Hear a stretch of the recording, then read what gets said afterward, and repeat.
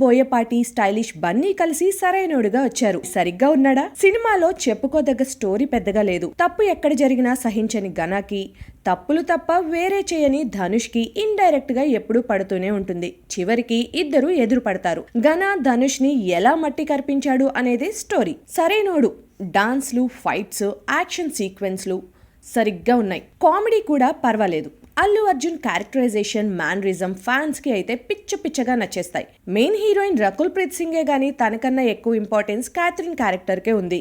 Villain ఆది Pinisetty powerful performance ఇచ్చాడు. Thaman mass కి నచ్చే మ్యూజిక్ తో పాటు మంచి బ్యాక్గ్రౌండ్ స్కోర్ కూడా ఇచ్చాడు. Boyapati Srinivas as usual action scenes, sentiment scenes బాగా తీశారు. కానీ తన ప్రీవియస్ ఫిల్మ్స్ తో కంపేర్ చేస్తే ఈ ఫిల్మ్ లో స్టోరీ కంటెంట్ తక్కువగా ఉంది. అలాగే క్లైమాక్స్ కొంచెం రేసుగుర్రంని గుర్తుకు తెస్తుంది. ఓవరాల్ గా మాస్ మసాలా ఫిల్మ్స్ ఇష్టపడే వాళ్ళకి ఈ సరైనోడు సరిగ్గా ఉంటది. బన్నీ కోసమైనా సరైనోడు సినిమా పక్కాగా చూసి తీరాల్సిందే. ఎందుకో చిన్న స్టెప్ వేసి వెళ్తే బాగుంటుందన్న చిన్న మూడ్ వచ్చింది. నాకు ఎప్పుడూ రాదు. నాకు ఒక్కసారి అడ్డూడు అడ్డూడు అర్ర అడ్డూడు అన్న సౌండ్ వేయండి. సుమా గారు ఏమనుకోపోతే నా ఫోన్ పట్టుకోరా.